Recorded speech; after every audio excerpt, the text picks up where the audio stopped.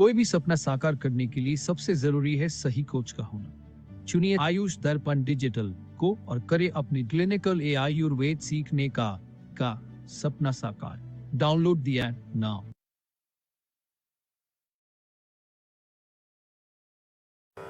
नमामि धन्वन्तरिमादिदेवं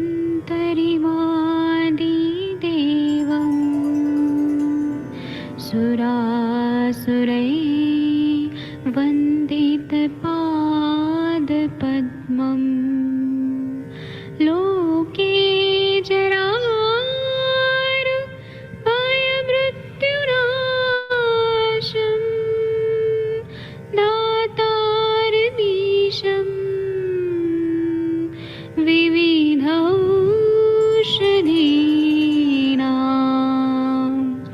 शङ्खं चक्रं जलौकां दधतं मृतघटं चारुतोर्भिश्चतुर्भिः सूक्ष्मस्वच्छादिरुद्यं शुकपरिविलसन् मौलिमं भोजनेत्रम् कालाम्बोदोज्ज्वलाङ्गं कटितटविलसत्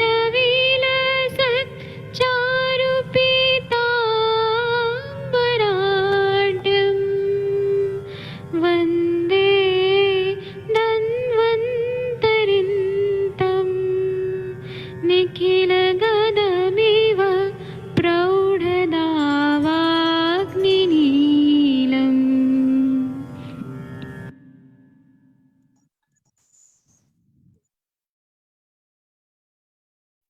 नमस्कार आप सभी को। आज की इस क्लिनिकल आयुर्वेद संभाषा में आप सभी का स्वागत है। सुनील कुमार जी और सत्य प्रकाश वर्मा जी, बहुत बहुत स्वागत है आपका।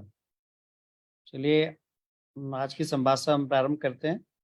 और जो भी लोग हमारे साथ में यहाँ पे फेसबुक पे ज्वाइन करते हैं या और भी तमाम सारे लोग जो यहाँ ज्वाइन करते हैं, आप सभी का बहुत बहुत स्वागत है। कल हमारे साथ में अजय कात्यायन जी ने अपना कुछ केसेस प्रेजेंट की, अपने बारे में बताया था। आपने देखा था कि वो एक आयुर्वेदिक चिकित्सक हैं और आयुर्वेद के प्रति उनका कॉन्फिडेंस जो है वो आयुष दर्पण में जुड़ने के बाद से बढ़ा है। तो ऐसे बहुत सारे चिकित्सकों का कॉन्फिडेंस जो है हमारी ये क्लिनिकल संभाषा बढ़ा रही है। और इस सब के लिए जो है हमारे जो भी यहाँ पे एक्सपर्ट वैद्य हैं वो सभी बधाई के पात्र हैं। हरीश बत्रा जी को भी नमस्कार। काफी सीनियर डॉक्टर हैं हमारे साथ में हरीश बत्रा जी, शायद दिल्ली या नोएडा से जुड़ते हैं हमारे साथ। आपका बहुत बहुत स्वागत है बत्रा साहब। आपके इस क्लिनिकल आयुर्वेद संभाषा में इसमें एक प्रकार से वैद्यों को एक प्लेटफॉर्म प्रोवाइड किया जाता है जिसमें अपनी अपनी एक्सपीरियंसेस को शेयर करते हैं। हर वैद्य एक दूसरे वैद्य की मदद करता है। कोई चीज़ अगर समझ में नहीं आती है तो वो पूछता है या फिर एक्सपर्ट वैद्य से उसके बारे में राय मशविरा लिया जाता है। यही हमारी इस क्लिनिकल आयुर्वेद संभाषा का एक मूल उद्देश्य है और जिसके कारण ये जो है लगातार हम लोग इस सत्र को संचालित कर रहे हैं 3 वर्षों से, कोविड के पहले से और अभी कोविड के चले जाने के बाद भी इस सत्र को संचालित किया जा रहा है। कात्यायन जी, आप को कहा गया था कि आप अपने पिताजी को लेकर आए, तो अगर कात्यायन साहब आपको आवाज आ रही है मेरी? जी सर, प्रणाम आपको। सर पापा बात नहीं करना चाहते। जब पापा बात करना नहीं चाहते कोई बात नहीं, अगर बात करना चाहते तो उन्हें मैं बताता कि आयुर्वेद किस प्रकार से नहीं, वो इसीलिए तो बात नहीं करना चाहते हैं, इसीलिए वो बात नहीं करना चाहते हैं कि आप भी मतलब मोटिवेट कर देंगे उनको। चलिए कोई बात नहीं। मुझे लगता है कि आपको खुद, आप 34 साल के हैं, तो आप कभी आपको ऐसा मौका मिले तो आयुर्वेद को जरूर आजमाइए, उससे काफी लाभ मिलेगा। जी सर, हम 1 साल के अंदर अंदर आयुर्वेद जरूर अपनाएंगे सर। देखिए जो पक्षाघात है या पैरालिसिस है, उसमें जी आयुर्वेद सर, की चिकित्सा बहुत अच्छा काम करती है। बहुत मैं उसको समझता हूँ सर। हाँ, जी कहते सर। हैं स्नेहनम स्वेदनम संयुक्तम पक्षाघाते तु विरेचनम। पक्षाघात में जी जी। जो है वो स्नेहन स्वेदन के साथ साथ जो विरेचन विदेशन जी। चिकित्सा है वो काफी अच्छा काम करती है। जैसा जी कि सर। कल आप अपनी हिस्ट्री दे रहे थे कि आप बहुत सारी अंग्रेजी दवाएं खाते हैं जिसकी वजह से आपकी कहीं ना कहीं जी आपके सर। कोष्ठ में क्रूरता बढ़ रही है हाँ जी और सर। हाँ आमावस्था बढ़ रही है। अगर व्यक्ति का जी। जठराग्नि ही सही नहीं रहेगा तो कात्यायन साहब फिर जी सर। कोई भी हाँ औषधि काम नहीं बिल्कुल। करती है। अग्नि सभी बिल्कुल। मुख्य प्रमुख है। तो इतने दिन से हम इससे आपके इससे जुड़े हैं, तो हम ये समझे कि हाँ जठराग्नि ठीक नहीं हुई तो हमें मतलब जठराग्नि ठीक करना ही है, और अगर बिल्कुल, नहीं इसलिए करेंगे आप तो और हम। कुछ ना करें तो आप जी कोष्ठ सर। शुद्धि पर विशेष रूप से ध्यान दें और जी सर। कोष्ठ को शुद्ध रखें और प्रयास कर सकें तो आप मात्रा बस्ती ले सकते हैं और साथ ले में तो सकते हैं, लेकिन हमारा मतलब यहाँ पर हम मतलब हमारे पापा एडवाइस नहीं देंगे ना। आपके पापा डॉक्टर हैं। जी सर। हाँ, वो पापा भी डॉक्टर कौन हैं। सी पैथी के डॉक्टर हैं वो? वही तो प्रॉब्लम है, वो मतलब मॉडर्न मेडिसिन है। पापा हैं, जीजा हैं, दीदी हैं, भैया हैं हमारे बड़े। वो सब लेकिन ये मॉडर्न सब मेडिसिन के मॉडर्न। एमबीबीएस डॉक्टर हैं। जी सर। तो हमारे साथ में इस संभाषा में ना एक एमबीबीएस डॉक्टर साहब भी जुड़ते हैं। जी सर। वो आपके हाँ ग्रुप में मालूम है है तो सर। कभी आप उनसे बात करवा देंगे तो वो उनको समझाएंगे, जी ठीक सर। है? जी सर, हम समझते हैं, लेकिन मतलब हमारे भैया और दीदी तो बीएमएस हैं। वो भी इसको तरफ ध्यान नहीं देते, मॉडर्न करते हैं बस। यही तो प्रॉब्लम है, यही तो रोना है कि अभी भी लोग कहते हैं कि जी आयुर्वेद सर। का समय आने वाला है और आयुर्वेद की डिग्री लेके लोग मॉडर्न करते हैं। मॉडर्न करते हैं। सर कैसे हाँ होगा? बिल्कुल सही। हम भी उनसे मतलब रिक्वेस्ट करते हैं, लेकिन वो समझने को तैयार नहीं है। ये हम हम उन्हें हम समझाएंगे। आप उनको कभी अपने भैया और दीदी को कभी आप संभाषा में लेके आइए और जी सर, हम मतलब हम ये मॉडर्न मतलब आयुर्वेद कर रहे थे, तो हमारे प्रति सब लोग नाराज हुए कि आयुर्वेद करोगे तुम घास कूड़ा ये कैसे कुछ कर पाओगे, तुम कुछ नहीं कर पाओगे, तुम ऐसे बर्बाद रहोगे, भिखारी नहीं बन नहीं के। नहीं नहीं, ये गलत है, गलत सोच है उनकी। आयुर्वेद हाँ जो सर है अब। हमारी सभी चिकित्सा पद्धतियों की जननी है, घास कूड़ा नहीं है जी ये। सर। हाँ जी सर। सर आपने आपके पापा ने आपको आयुर्वेद कराया ही क्यों फिर, जब अगर उन्हें घास पूरा लगता है तो हाँ, उनको आयुर्वेद। आपको हाँ आयुर्वेद ये कराना बात ही तो नहीं आप। चाहिए था। हाँ ये आपके तो भाई आप सही बहन कह को भी रहे नहीं हैं। कराना चाहिए था उनको आयुर्वेद। जी हाँ। ये सवाल आप अपने पापा से कभी पूछ आप उनसे लीजिए। सवाल पूछिएगा नहीं कि सर, अजय मुझे जी। बहुत बुरा लगता है कि अगर कोई मेरी पैथी को कूड़ा करकट बोलता है तो हाँ, फिर वो आते क्यों है हमारी पैथी में अपने बच्चों को पढ़ाने के लिए। मतलब बिल्कुल हमारे सही। हिसाब से पापा लोग का ये मत था कि मतलब उससे डॉक्टर बन जाएंगे और मतलब दवाई दे सकते हैं, तो मतलब दवाई आयुर्वेद नहीं मॉडर्न देंगे बस। ये गलत ये है। समस्या होगा। ये सोच गलत है। और सर इस ये जी तरह सर। की से क्या मानसिक। होगा? क्या होगा कि अजय जी ने कल एक शब्द बोला था कि मैं। आप अपने पापा को बोलिए कि इस तरह की उसमें अपने बच्चों को मेहनत कराएं, उसमें निकालें। हाँ, कल इसीलिए जी सर। अजय हाँ जी ने बोला था कि मैं फ्रॉड कर रहा हमारा था, आयुर्वेद से जबकि आप। कूड़ा करकट थोड़ी ना है कि बस डिग्री ले लो और फिर झोला, है ना। और आप बीएमएस की डिग्री लेकर के आप एलोपैथी करें तो सर आप झोला छाप कहलाएंगे, इतना बता दीजिएगा अपने पापा को आप। बिल्कुल ये पक्की बात हमें बात झोला है सही है छाप मतलब नहीं आपकी। पता। कि ऐसी अजय भी जी। बात बोल चुके हैं हम, ऐसी भी शब्द बोल चुके हैं सब लोगों से, दीदी से भी, भैया से भी, पापा से भी, सबसे बोल चुके हैं। यानी कि लेकिन वो अजय जी आप आपका आपका तो ब्रेन थोड़ा सा अब हम लोगों नहीं, ने मैं डाइवर्ट तो इधर ही हूँ। कर दिया है। आप संभाषा में जुड़ के आप तो आयुर्वेद की तरफ मोटिवेट हो गए हैं। लेकिन नहीं सर, मैं तो इससे मतलब 2018 से जुड़ा हूँ, जुड़ने की कोशिश कर रहा हूँ। लेकिन अब क्या है कि अब आपको स्ट्रगल करना पड़ेगा पहले खुद। पहले तो अपने शरीर के लिए स्ट्रगल करना पड़ेगा। आप धीरे धीरे आयुर्वेद की चिकित्सा लीजिए। आप जी ऐसा सर। कुछ नहीं है हमारा कि आप एक बात कल आप कह रहे थे कि मेरे पास शायद आर्थिक चीज, मेरे हाँ पास स्वतंत्रता नहीं है, आर्थिक स्वतंत्रता नहीं है। तो इतनी कोई जी ऐसी हाँ। बात नहीं है। आप चाहें तो आप शुरुआत कर सकते हैं, है ना? हमारे पास सर पतंजलि का आरोग्य केंद्र है, लेकिन हम मतलब वो बेचते हैं दवाई, वो सब मालिक हमारे पापा या भैया रहते हैं। हम तो बस केवल दिखावे के लिए बैठते हैं, या कोई दवाई देते हैं किसी पेशेंट को तो हम आप मतलब अपने भाई और बहन को जो बीएमएस किया उनको लेके आइए सेशन में। वो सर मानने वाला नहीं टीचर, और चलो। मतलब स्पेशली वो कहते हैं कि वो तो ब्रेन वॉश कर देते हैं, हम इस बात चलो से ठीक है, फिर आप उन्हें रहने दो, उनको उनके हाल पे छोड़ो, हमें जरूरत भी नहीं है उन्हें मोटिवेट करने जी की। ठीक है कात्यायन जी। सर, बस चलिए मैं नहीं छूटूंगा सर कभी। ठीक है, ठीक है। हमें आपका सर साथ मिलकर बहुत बढ़िया बात। एक बार आप कह देना अपने भाई को, बस इतना कह देना, समझ में आ जाएगा वो। अपने भाई बहनों को भी कहना कि तुम लोग जो हो ना, आप अजय जी, जी सर, अजय जी आप उनको कहना कि तुम झोला छाप गिरी कर रहे हो। हम ये बात कह चुके हैं, हम कह चुके हैं हाँ आपसे पहले ही, हाँ, कई ऐसे बोल बार देना आप। कहा, दिल में हम कई बार कह देते हैं। जब चलो ये लोग ठीक है। हमें मतलब टोकते हैं तो हम कई बार कह देते हैं कि मतलब बीएमएस भाई आपने किया ही क्यों, तो भैया वो बिल्कुल लोग सही कहा कहते तुम आपने। बेवकूफ हो। और आज मैंने एक अखबार की एक कटिंग शेयर की है जिसमें लिखा हुआ है, आयुष दर्पण जर्नल के पेज पे आप देखिएगा कि आयुर्वेदिक दवाएं जो हैं वो बहुत फास्ट एक्टिंग होती हैं। लोगों को इस पे भी शक रहता है, जबकि हमारे यहाँ जब आप पढ़ेंगे पंचकर्म की औषधि मदन फल पिप्पली के बारे में, वहां पे जहाँ पे एक रेफरेंस हमारे गुरुजी ने भी बताते थे, हमें अभी तक याद है कि वो औषधि श्रेष्ठ है जो अल्प मात्रा में महावेगम बहु दोष हरम सुखम लघु पाकु सुखम स्वादु प्रेरणम व्याधि नाशनम।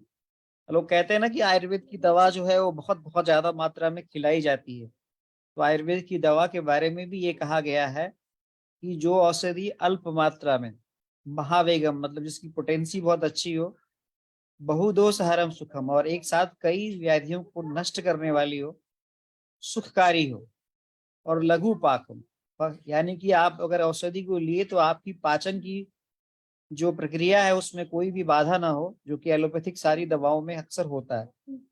और सुखम स्वादु लेने में भी स्वादकारी हो, प्रीणम जो शरीर को प्रीण करे, और व्याधि नाशनम वह औषधि सबसे अच्छी है। तो बताइए, जहाँ पे औषधि के ऐसे गुण बताए गए हों वहाँ हमारी औषधि में फास्ट एक्टिंग कैसे नहीं होगी, जब खुद ही कहा जा रहा है कि जो औषधि बहुत अल्प मात्रा में और बहुत वेगकारी हो यानी बहुत फास्ट एक्ट करे, तो मतलब है कि आयुर्वेदिक दवाएं पहले से भी फास्ट एक्टिंग रही हैं।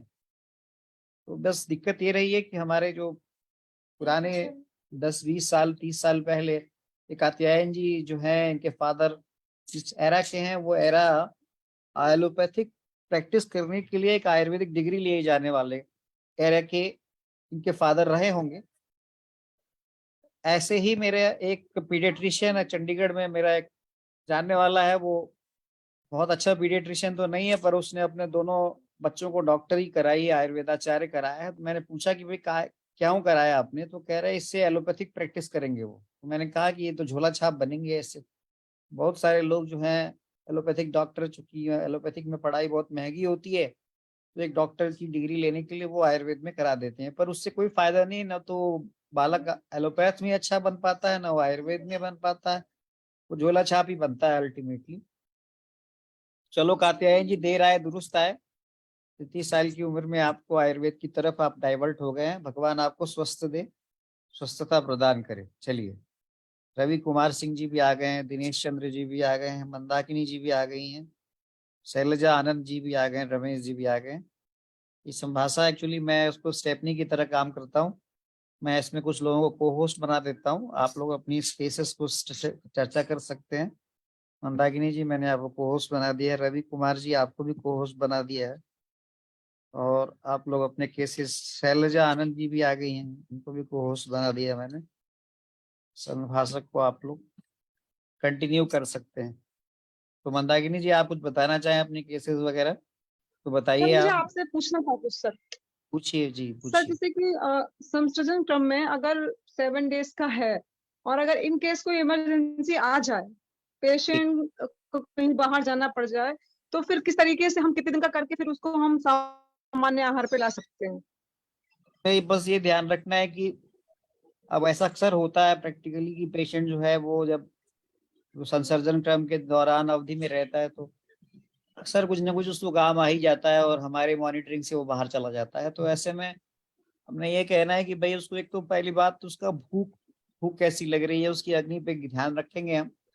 और हमने ये कहना है कि भाई अगर तुम बाहर भी जा रहे हो, अगर चलो आप ये कुछ नहीं है, अगर ये शुरुआत में तो आपको पेया विलेपी का ही क्रम रखना है, 2-3 दिन तो कम से कम रखे ही अगर अच्छी शुद्धि हुई है। या उसके बाद अगर वो बाहर जी चला जाता है तो उसे ये कहना है कि भाई कुछ नहीं तो पतली खिचड़ी खा लेना, ज्यादा से ज्यादा ये हम कह सकते हैं मंदाकिनी जी।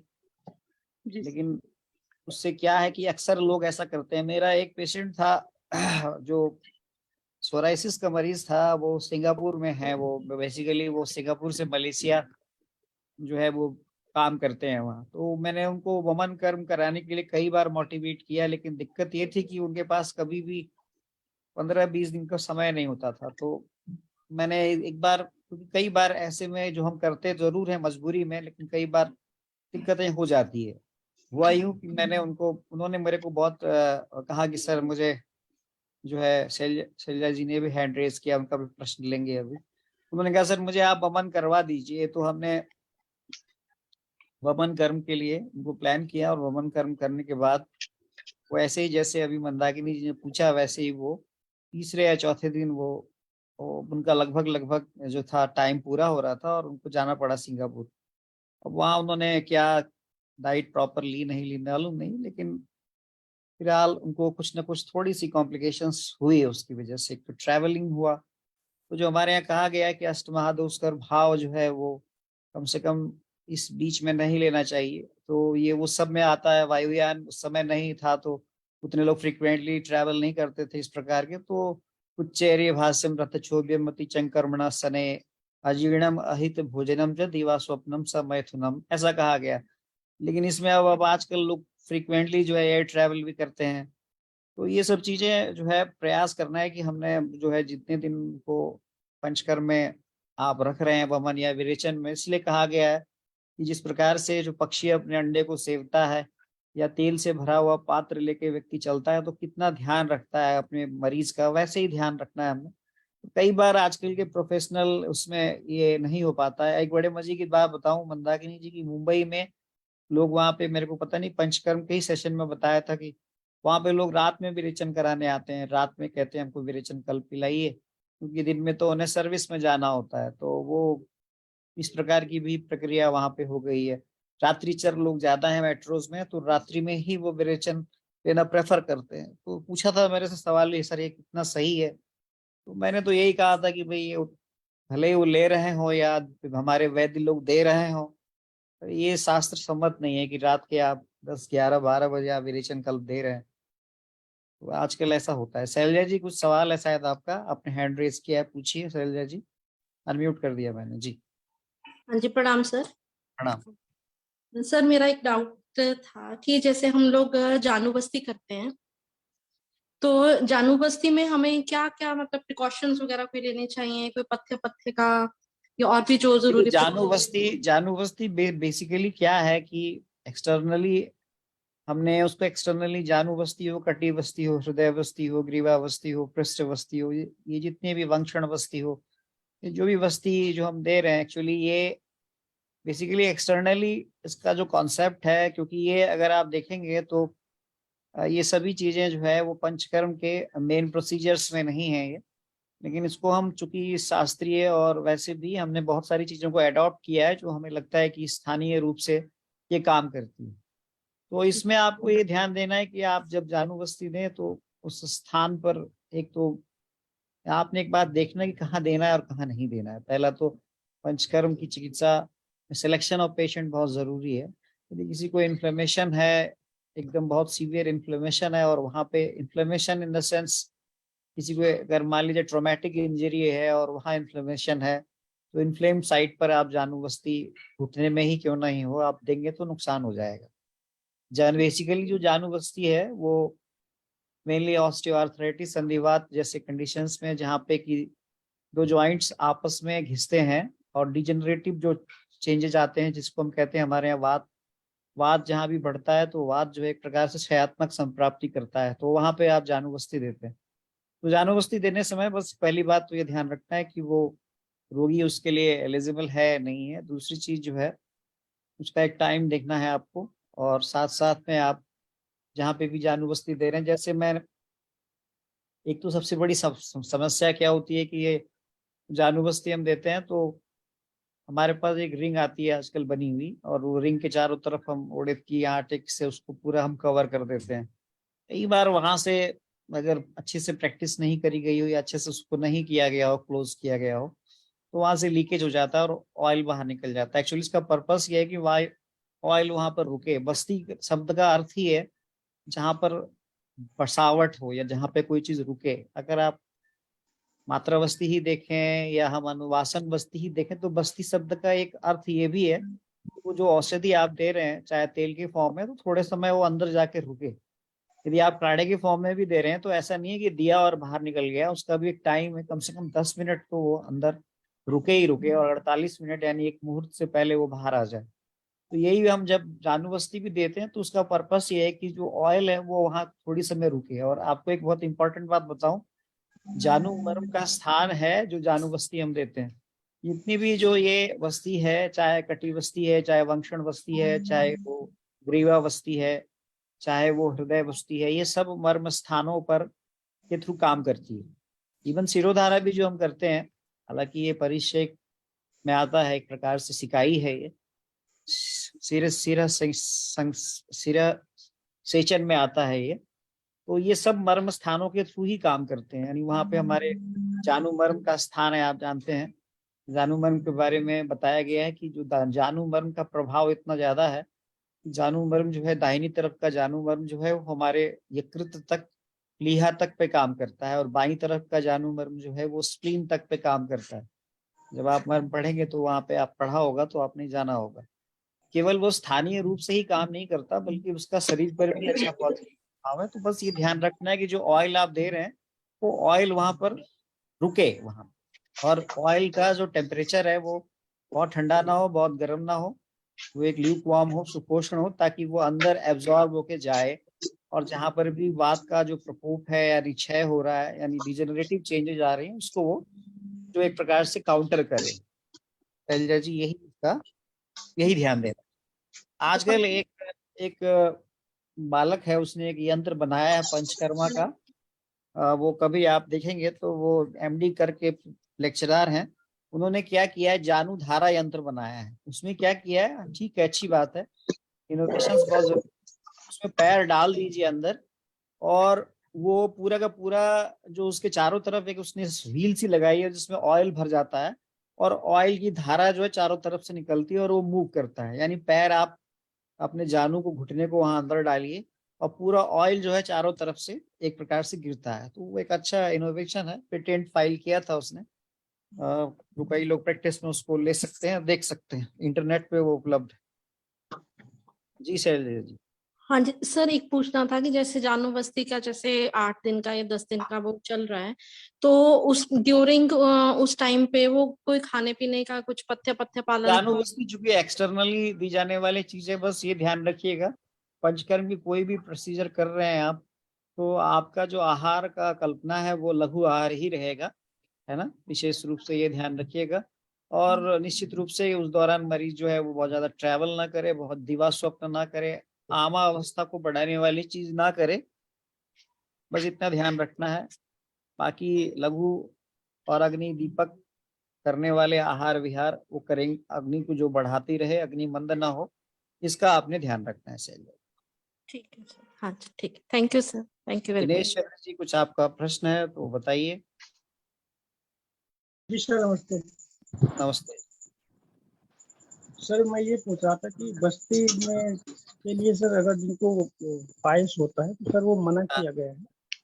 देखिए, बस्ती जो है वो मना नहीं किया गया है, लेकिन क्या होता है कि कई बार बस्ती देते समय, क्योंकि आप जानते हैं हेमोरॉइड्स है यहाँ पे, ये हमारे साथ में आयुर्वेदिक सर्जन साहब भी हैं, डॉक्टर रवि कुमार सिंह जी ज्यादा अच्छे से बताएंगे, लेकिन मैं जो जानता हूँ, एनोरेक्टल पे काम मैंने भी किया है, तो उसमें क्या है कि जो हेमोरॉइड्स हैं वो बेसिकली जो हमारी जो ब्लड वेसल्स हैं वो डायलेट हो जाती हैं, एक प्रकार से जो एनल रीजन की जो ब्लड वेसल्स हैं वो डायलेट हो जाती हैं। यदि ऐसी कोई ब्लड वेसल्स की स्थिति ये है कि वो रप्चर करने की स्थिति में है, यानी ब्लीडिंग पाइल्स है जैसे, तो वहां पे अगर आपका बस्ती नेत्र कहीं पर भी जाके इंजरी करता है तो वो शायद प्रॉब्लम को बढ़ा सकता है, इसीलिए वहां पर कॉन्ट्राइंडिकेट किया गया है।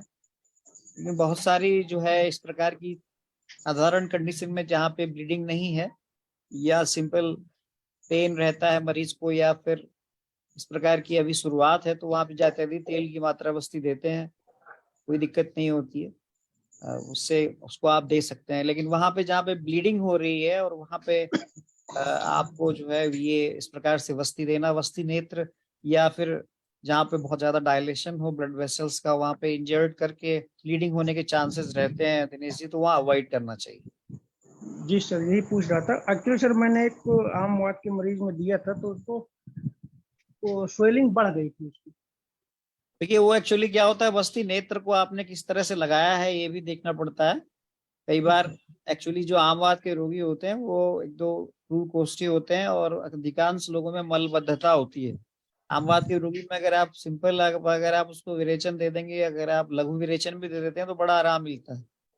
उसका चिकित्सा ही है लंघनम स्वेदनम पिक्तम दीपनानि कटुनि च विरेचनम स्नेहपानम दद्यात् वस्तश्च आम मारुते, ये इसका चिकित्सा सिद्धांत है। तो लंघन स्वेदन तिक्त औषधियां दीपन औषधियां है ना, ये इसमें देते हैं हम लोग। तो इसीलिए इसमें कई बार मरीज में मलबद्धता होती है, कोष्ठबद्धता होती है, और कई बार अगर आपके वस्ती नेत्र सही से नहीं आपने इंसर्ट किया है तो कई बार सूजन आ जाती है, इसमें कोई ऐसी बात जी सर। है ना। इसमें क्षार बस्ती देने के लिए कहा गया, आप गौर करिएगा।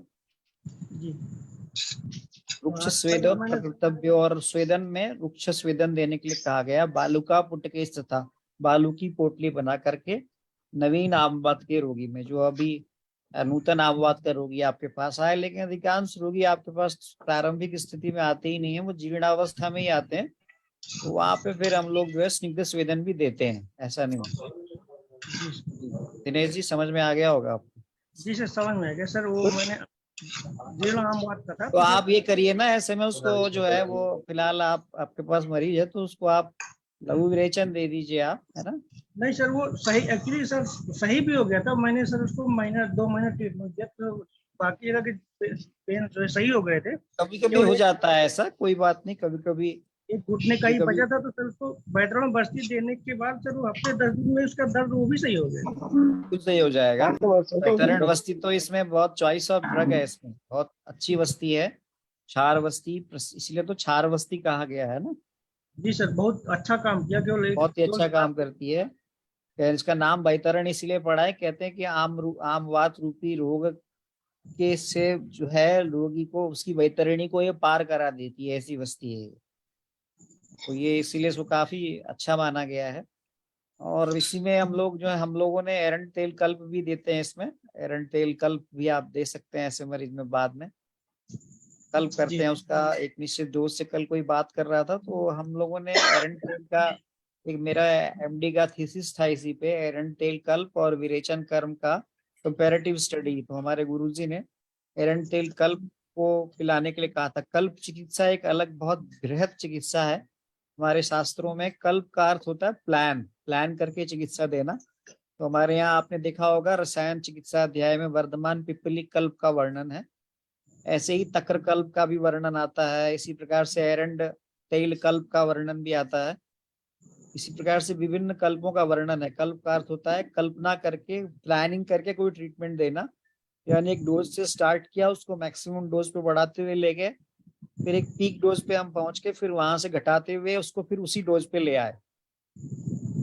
करने को एरंड तेल भी विरेचन ही देता है देखा गया है, लेकिन एरंड तेल कल्प का लाभ उतना नहीं मिलता है जितना कि हम एक शास्त्रीय विरेचन देते हैं आमवात के रोगी में। लेकिन हमारे शास्त्रों में एरंड तेल के बहुत गुण बताए गए हैं। कहा गया है कि आमवात गजेंद्र से शरीर वनचारण एतेन अग्रणी हंता एरंड स्नेह केसरी। एरंड जो है वो स्नेह केसरी है, लेकिन ऐसा नहीं है कि वो कंप्लीटली आप केवल एरंड तेल को ही पिलाएंगे तो उससे आमवात भाग जाएगा, आमवात ठीक हो जाएगा। हमें और भी औषधियां और तमाम सारी चीजों का प्रयोग करना पड़ता है। विरेचन भी देना पड़ता है, वैतरण वस्ती भी देनी पड़ती है, क्षार वस्ती जिसे हम कहते हैं, रुक्ष स्वेद भी देना पड़ता है। कहीं कहीं पर हम बाद में जीर्ण रोगी में हम स्निग्ध स्वेद भी देते हैं, तो ये सब हम देते हैं इसमें। और जो व्यक्ति हमारे पास आता है वो अधिकांश जो है वो डिसेबिलिटी, इसमें एक डिसेबिलिटी इंडेक्स देखते हैं, इसमें जो है वो कितना डिसेबिलिटी है उसकी। अगर स्वान नेक डिफॉर्मिटी इस प्रकार की अगर डिफॉर्मिटीज हो चुकी है, यानी उंगलियां टेढ़ी हो चुकी है, पूरी जॉइंट्स में डिफॉर्मिटीज आ चुकी है, तो फिर रोगी को बचाना बड़ा मुश्किल होता है। ऐसे में रोगी कई बार डेथ भी हो जाती है रोगी। एक मैं आपको अपना एक एग्जांपल बताता हूँ। एक महिला थी मेरे पास आती थी वो, और मैं उन्हें काफी समय से, वो एक्चुअली ऐसे रोगी जब आपके पास आते हैं तो पहले से वो बहुत सारे स्टीरॉइड्स और एनाल्जेसिक्स मेडिसिन बहुत सालों से ले चुके होते हैं। तो अगर आपके पास आते हैं तो आपकी जो आपको उसमें फिर स्वर्ण सिद्धित औषधियां देनी पड़ती है। मैंने दिया शुरुआत में, बहुत सारी चीजें ऐसी दी थी तो उनको लाभ मिला, लेकिन थोड़े दिन के बाद फिर वो वहीं पर आ गया। उसके बाद वो रोगी मेरे कांटेक्ट से चली गई। वो फिर वो ऋषिकेश में कोई एक, पता नहीं वैद्य, एक्चुअली वैद्यों के नाम पे छद्मचर वैद्य भी होते हैं, ये बहुत प्रॉब्लम है इस तरह की। तो वो वहां से आई ऋषिकेश से, तो बोली मैं एकदम, वैद्य जी ने पुड़िया दी है और उस पुड़िया से मेरे को बहुत आराम हो गया, मेरी सूजन वूजन सब ठीक हो गई, बड़े अच्छे से वो घूमने चलने लग गई। तो मैंने भी सोचा कि यार बड़ा अच्छा, वैद्य जी ने बड़ा अच्छी दवाई दी। तो मुझे अंदर से डाउट हो रहा था कि ये कहीं स्टीरॉइड्स तो नहीं दिए इसको करके इनको। बाद में वो फिर 2-3 महीने के बाद फिर अचानक से वो दवाइयाँ खत्म हो गई, तो उनको सूजन वगैरह सब बढ़ गई उनकी। तो मैंने कहा, मेरे पास आई वो, मैंने बोला जहाँ ऋषिकेश में आप जिस वैद्य को आपने दिखाया था आप उन्हीं के पास जाइए, वहीं से आप दवा लीजिए। तो वो गई वहां पे, तो बोली वो वैद्य जी तो वहां से गायब हो गए हैं, नहीं है। बाद में मैंने उनको चिकित्सा दी, लेकिन वो इतने स्टेरॉइड्स ले चुकी थी और शरीर की इतना हीमोग्लोबिन इतना नीचे चला चला चुका था, कुछ दिनों के बाद उनकी डेथ हो गई। तो ऐसा भी होता है, कई बार मरीज को हम बचा भी नहीं पाते। मैंने देखा कई ऐसे रोगी, उज्जैन में पंचकर्म हम लोग वहाँ करते थे, कई ऐसे रोगी जो इस स्थिति में आते थे कि उसको पूरा पर महिलाएं होती थी पूरा उठा के लाते थे, पूरे जॉइंट्स पूरा डिफॉर्म हो चुका है। तो ऐसी स्थिति में आप कुछ नहीं कर सकते, लेकिन प्रारंभिक इस अवस्था में यदि रोगी आ जाए, और जिसे हम कहते हैं कि वो अगर याप्य अवस्था में भी है, तो आप उसे ठीक कर सकते हैं। चलिए, यहाँ पर कुछ पढ़ाना नहीं है मुझे। सर आदित्य जी मुझे भी एक और पूछना था आपसे। सर सद्यो वमन के लिए जैसे अगर हम दीपन पाचन कर रहे हैं, तो जी दीपन जी। पाचन तो सर हम यहाँ पे फिर स्नेहपान करेंगे क्या, या नहीं, देखिए मतलब सद्य वमन बिल्कुल, अभी कई बार एक रोगी थी वो दूर थी, वह जैसे वो गुजरात में थी और बहुत ज्यादा हाइपर एसिडिटी की प्रॉब्लम थी। तो वहां पे हमने कहा कि भाई सद्य वमन कर लीजिए आप। सद्य वमन में, वमन का अर्थ ये है कि वमन, वैसे अगर हम देखें तो वमन का अर्थ ये होता है कि हमने कोई औषधि के साथ में हमने वॉमिटिंग कराई, उसे हम वमन कहते हैं। उसका वमन शब्द स्पेसिफाइड है वो। लेकिन आपने देखा होगा कि योग में भी षटकर्म में कुंजल कराते हैं, उससे भी जो है वो पित्त निकलता है और एसिडिटी कम हो जाती है, पर उसमें केवल ल्यूकवार्म वाटर विद साल्ट पिलाते हैं, करने को वमन करते हैं। लेकिन यदि हम अगर मदन फल पिपली जैसी, अगर हम सिंपल मोलेठी का फाट पिला रहे हैं, तो हमें उतना ज्यादा जरूरी नहीं है। क्योंकि देखिए, जो हम स्नेहपान करा रहे हैं उसका उद्देश्य क्या है कि शाखा से दोष को कोष्ठ में लाना है। लेकिन चूंकि अगर आप मान लीजिए किसी को हाइपर एसिडिटी है और आप परेशान है वो व्यक्ति, अब उसे आप कहेंगे कि भाई आप पूरा जो है वमन कराइए, तो वो फिर अभ्यंतर स्नेहपान लेगा, फिर वो पूरा उस प्रोसेस में जाएगा, तब तक तो उसको उसमें आराम नहीं होगा। तो ऐसे में सत्य वमन कराते हैं तो सिंपल आप मुलेठी का फाट पिला करके वॉमिटिंग करा सकते हैं। उसके लिए आपको जो है वो आभ्यंतर स्नेहपान कराने की आवश्यकता नहीं है। जी, ठीक है, थैंक यू सर। चलिए, आपके सवाल जितने भी आए हम जवाब तो देंगे उसको, लेकिन बेहतर है कि आप लोग अपनी केसेस चर्चा करें। तो मंदाकिनी जी, आप संभाषा को, मंदाकिनी जी हैं, एक और कौन कौन है, मंगला जी हैं यहाँ पे, मधु अरोड़ा जी हैं, आदित्य जी हैं, राजेंद्र सिंह जी हैं, वर्षा जी हैं, रमेश जी हैं और मुकेश जी हैं। तो ये आप लोग आपस में चर्चा कीजिए अपने केसेस के बारे में। जी, और कोई सवाल हो तो आप पूछ सकते हैं मुझसे, ऐसी कोई दिक्कत नहीं। जी सर। मैं इस समय में मातृवस्थी मैंने करीब कितने बजे ली थी, मैंने 2 बजे मात्रावस्थी ली थी भोजन के बाद, मज्जा सिद्ध तेल की, और मैं अभी तक उसको होल्ड किया हुआ हूँ, और मैं आपको पढ़ा भी रहा हूँ, बता भी रहा हूँ, आपके साथ संभाषा में भी हूँ। तो देखिए मात्रावस्थी 6 घंटे तक जो है वो रिटेन कर रही है, मज्जा सिद्ध तेल की मात्रावस्थी ले रखी है मैंने इससे। कहने का अर्थ ये है कि इतनी बढ़िया चीज है कि मैं देखिए आपको आपके साथ चर्चा भी कर रहा हूँ, और मैंने ये भी ली है भोजन के बाद। चूंकि रात्रि में दिक्कत क्या होती थी कि रात्रि में ये 2-2.5 घंटे से ज्यादा नहीं होल्ड होती थी, लेकिन जब हम दोपहर में लेते हैं तो एक तो क्या है कि भोजन के बाद आप लेकर के अपना आराम से रहते हैं, और आपको इसका जितना समय अंदर रहेगी मज्जा सिद्ध तेल, जितना समय रहेगा उतना एब्जॉर्ब होगा, वो जितना एब्जॉर्ब होगा उतना वो पोषण देगा, उतना वो नरिशमेंट देगा, उतना वो वेदना शमन करेगा, उतना सिम्टोमेटिक रिलीफ देगा। तो बहुत प्रैक्टिकल है, मैं तो इन सब चीजों का प्रैक्टिकली खुद ही पे एक्सपेरिमेंट करके देख रहा हूँ। तो ये सब बहुत अच्छी चीजें हैं जो आप लोग पढ़ते हैं, और ऐसे एक समय अब आने वाला है कात्यायन जी, जो आज आपको अपने माँ बाप को बताने की जरूरत पड़ रही है। एक दिन आपके घर में ऐसा आएगा कि वो खुद कहेंगे कि हमने गलती करी बेटा, हमारा आयुर्वेद से इलाज कराए होते तो आज जो है वो ठीक हो जी जरूर सर। नवीन मैं सर। देखिए मेरे घर में, अब मैं बताता हूँ, मेरे घर में मेरे ब्रदर एलोपैथिक डॉक्टर हैं, और उनकी वाइफ भी एलोपैथी से ही जुड़ी हुई हैं। और अब बेसिकली हमारे घर में भी बहुत ज्यादा ट्रस्ट आयुर्वेद पे नहीं रहा, क्योंकि हम लोग जनरेशन से आयुर्वेद की प्रैक्टिशनर्स नहीं रहे हैं।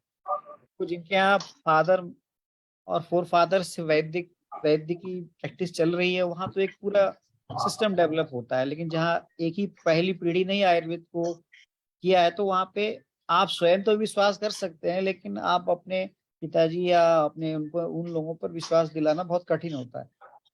मैं इस बात को खुद से दावे से कह सकता हूँ कि आयुर्वेद, एलोपैथ, इमरजेंसीज में तक तो उसका एक रोल है, लेकिन आयुर्वेद के रिजल्ट चमत्कारिक हैं, बशर्ते कि औषधि की क्वालिटी अच्छी हो और रोगी का भरोसा अच्छा हो और देने जी वाला हाँ। चिकित्सक अच्छा हो।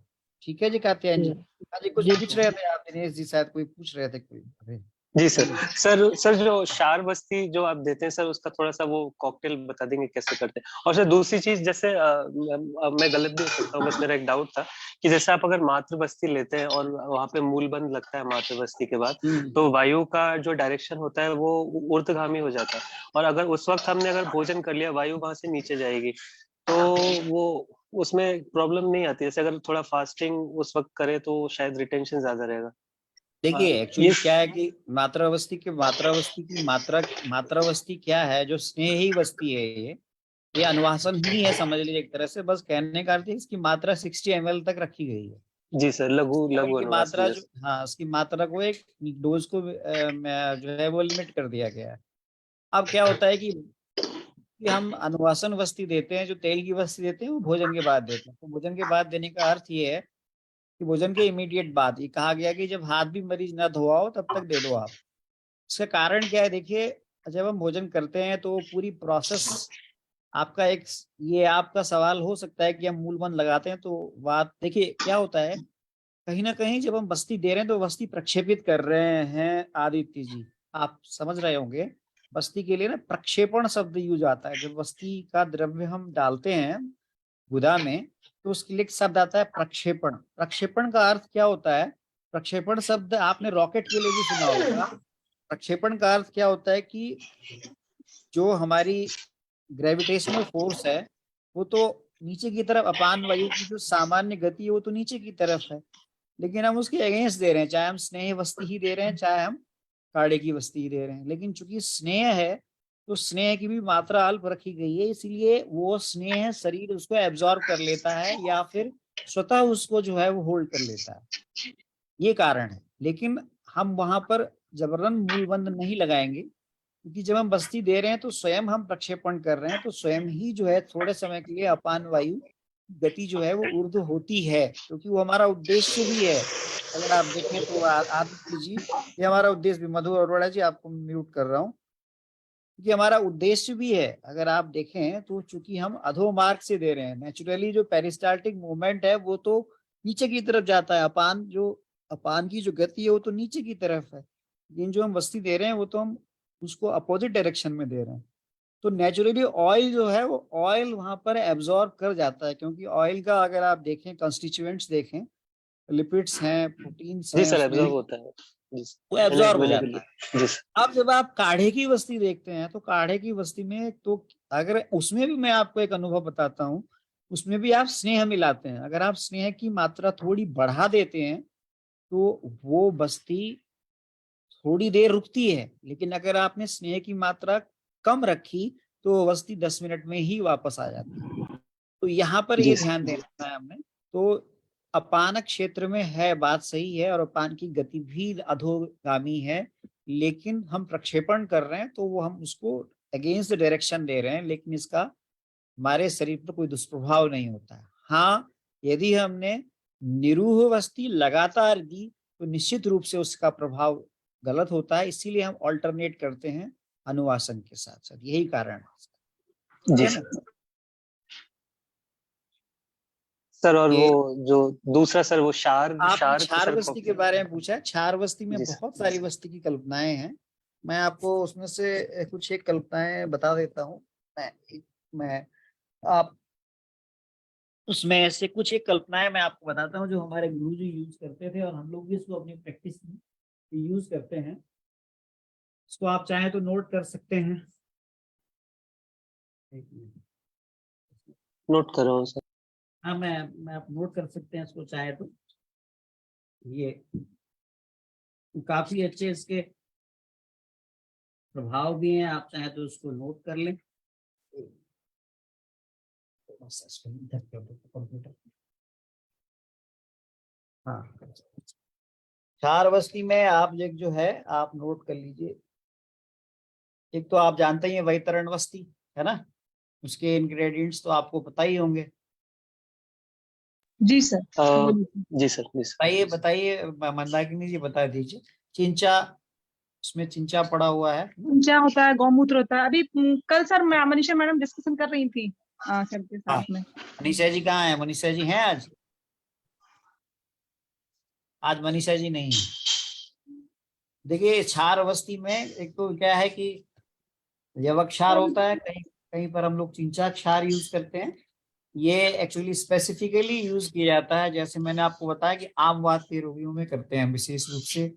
इसी प्रकार से स्थौल्य में भी प्रयोग करते हैं हम लोग, जहाँ पे हमें लेखन कर्म करना होता है वहां पे भी करते हैं।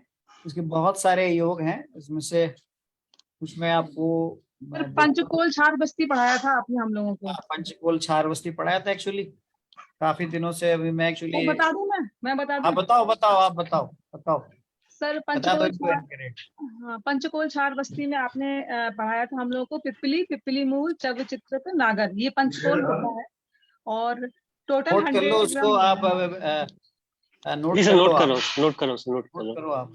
पिपली पिपली चलचित्र नागर, ये तो वैसे भी पंचकुल में रहते हैं हाँ ना, तो हाँ, ये शुंठी की जगह ये नागर है। हाँ टोटल शुंठी ही नागर है सर, शुंठी ही अच्छा, नागर उसी है, को नाम बोलते होता है। हैं। उसको ही नागर कहते हैं। जी सर। टोटल 100 ग्राम होता है सर। ये अम्ल बेतस लेना है 20 ग्राम। क्या 20 ग्राम अम्ल? अम्ल बेतस, 10। ये क्या होता है अब अम्ल? अम्ल बेतस सर औषधि है सर, अम्ल बेतस। अच्छा अच्छा, अम्ल बेतस 20 ग्राम, हाँ, ठीक है, मैं देखता हूँ एरंड इसको। मूल लेना है 20 ग्राम। एरंड की जड़ 20 ग्राम जी। हाँ सर, इन सबों को एक साथ ले लेंगे और उनको यकृत कर लेंगे, ठीक है। जी फिर उसमें हम पानी डालेंगे 800 ml, ठीक है। फिर उसको बॉईल करेंगे। जी फिर जब उसका एक भाग बचेगा, यानी 800 का एक भाग 200 ml बचेगा ना सर उसमें, तो फिर उसमें हमको गौमूत्र डालना है। तो 50 ml गौमूत्र रहेगा और 30 ml सेंधव तेल रहेगा, अच्छा। और यवक्षार रहेगा उसमें 10 ग्राम। 50 ml और गोमूत्र, सेंधा 30 ml पंच लवण अकेला नॉर्मल सेंधा नमक, 30 ml सेंधव, यवक्षार 30 ml आप सेंधवादी तेल, सेंधवादी तेल। सेंधव तेल, अच्छा अच्छा। हाँ, और 50 ml गौमूत्र। जी जी जी, यवक्षार यवक्षार 10 ग्राम, 10 ग्राम। सेंधव 5 ग्राम। जी इसकी फिर सर बस्ती बना करके जैसे बनाते हैं उस तरह से काली पेट जी, दे देंगे। खाली पेट में बस, ओके ओके मैम मैम। तो सैंधव ये या सैंधवादी तेल? सैंधव दोनों, नमक भी देंगे 5 ग्राम और सेंधवादी तेल देंगे 30 ml। ठीक है। ये हो गई पंचकोल क्षार बस्ती। हाँ, तो जी ये ये आम बात में आप दे सकते हैं इसको ना जी। अच्छा जी अब आप इसको तो जैसे ये चाहें तैसे इसको कर लें। बिल्कुल पंचकोल का अगर अलग से ना मिले तो पंचकोल चूर्ण को यूज नहीं कर सकते? कर हाँ, क्यों सकते नहीं हैं। कर सकते हैं, कर यूज सकते हैं कर ना। सकते हैं, क्यों नहीं कर सकते हैं? You can पर वो use it. छानने में थोड़ी दिक्कत होती है ना, उसको छानने में वो देर लगता है छानने में। और हाँ। वैतरण बस्ती बता दूं मैं? बता जी, दो जी। वैतरण बस्ती बता दो। चिंचा कितना, वैतरण- क्षार कितना? हाँ, वैतरण बस्ती 4 बस्ती, पिपली और चित्रक 25 ग्राम चित्रक दोनों। 25 ग्राम। हाँ, ईच चित्रक और ईच- पिपली। हाँ, पिपली चित्रक। और उसमें जो है 8 गुना पानी मिलाना है, ठीक है। उसको बॉईल करना है, काढ़ा बनाना है। फिर उसमें जब 100 ml काढ़ा बच जाएगा तो उसमें 20 ग्राम यवक्षार, 20 ml गौमूत्र और शहद 20 ml, ठीक है। मैम ये एक बार सारा, रिपीट कर दीजिए, आपकी आवाज नहीं आ रही थी। हाँ मैं बोलती हूँ। पिपली और चित्रक 25 ग्राम ईच। वैतरण बस्ती में मैं बोलता हूँ मैम, जो आपने बोला एक बार चेक कर लीजिएगा। चित्रक 25 ग्राम, पिपली 25 ग्राम और उसमें 8 गुना पानी मिला देना है, मतलब हाँ। 50 ग्राम में 8 गुना, और उसको फिर बॉईल करके हाँ 100 ml पे लाना है काढ़े को। हाँ हाँ हाँ और फिर जी। उसके ऊपर जब काढ़ा बन जाए 100 ml का, तो 20 ग्राम यवक्षार मिलाना है और 20 ग्राम गोमूत्र और 20 शहद ml 20 ग्राम। 20 हाँ सॉरी 20 20 ml गोमूत्र और 20 ml 20 शहद। ml। हाँ, इसको बना करके मिक्स करके इसको सुखोंश बस्ती दे देनी है। जी। ये है। उसके बीच में आप चाहे तो मात्रा बस्ती, अगर ये आपका आम बात है तो आप इसमें एरंड तेल यूज कर सकते हैं, या अगर और भी कोई किसी व्याधि में यूज कर रहे हैं तो महानारायण तेल वगैरह का आप बस्ती यूज कर सकते हैं। ये कौन सी बस्ती थी मैम? ये वैतरण बस्ती, क्षार बस्ती, क्या आपने पढ़ाई थी हमें? लेकिन वो जो वैतरण बस्ती है उसमें तो चिंचा, लवण, गौमूत्र और गुड़ का बनाते ना। ये हाँ, कई तरह की हैं, कई तरह की हैं जो हमें नवीन सर ने पढ़ाई थी ना, तो उसमें एक ये भी है। इसमें चित्रक मूल 25 ग्राम, पिपली मूल 25 ग्राम और इसको 100 ग्राम पानी में उबालना है। 400 ml पानी में तो उबालोगे ना, तब 100 ml बचेगा। अच्छा, 400 ml पानी में। जी मैम। हाँ,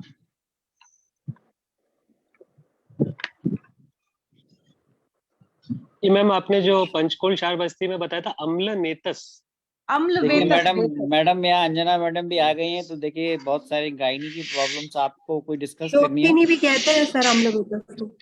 चोप चीनी, हाँ हाँ ये मुझे मालूम। चोप चीनी कहते आया हुआ। हैं। मैडम से आप जो है वो डिस्कस कर सकते हैं। जी कल या परसों कोई सवाल पूछ रहे थे शायद। सर, मुझे नवीन सर पूछना को है अंजना नमस्कार। मैम से। मैम नमस्कार नमस्कार। नवीन सर, आप नमस्कार, सभी लोग को मैं नमस्कार। आपको जी बताइए। पोस्ट बना देता प्रणाम हूँ। मैम। प्रणाम प्रणाम, कैसे हैं सब लोग? अच्छे हैं मैम। ठीक है मैम। मैम ये बताइए। पूछना था मुझे ना, हाँ बताइए। प्रेगनेंसी है एक जी। लड़की की, और उसका मतलब अभी 2nd मंथ ही है एमेनोरिया का, और उसका जो है उसका रिपोर्ट आया है, कहीं से जांच करा के आई है, तो उसका टाइफॉइड आया है। तो मैम हम इसमें अगर इसे संशमनी वटी के लिए मैंने सोचा है, लेकिन अगर मैं केवल और केवल एकल द्रव्य देना चाहूँ तो मैम उसमें मैं मतलब क्या यूज कर सकती हूँ? गिलोय सत्व दीजिए। गिलोय सत्व मैम, और उसके ना यूरिन में इपिथेलियल सेल भी आ रहे हैं। हाँ, तो उसके लिए बस बताते हैं ना, जैसे सबसे पहली बात है, देखिए उसको हम लोग गृहिणी दृष्टि की तरह लेंगे ना। तो जी गृहिणी दृष्टि की तरह लेंगे तो सबसे पहले क्या करेंगे, या तो हम उसको सिंपल जैसे हम धनिया पानी, सौंफ पानी है ना, या जी फिर षडंग पानी में जो हमारे पास है उसमें हमारा जो उष्ण द्रव्य है शुंठी, उसको हम हटा सकते हैं है ना। पित्त पापड़ डाल सकते हैं, उदीच डाल सकते हैं है ना, उशीर उसमें डाल सकते हैं। तो वो जो हम अपने षडंग पानी भी ले सकते हैं, उसमें थोड़ा सा अगर उसमें द्रव्य जो हमारा उष्ण कम करके उसका हम पानी ले सकते हैं, नहीं तो हम सिंपल सॉल्ट का और उसका सौंफ का और धनिया का पानी ले सकते हैं।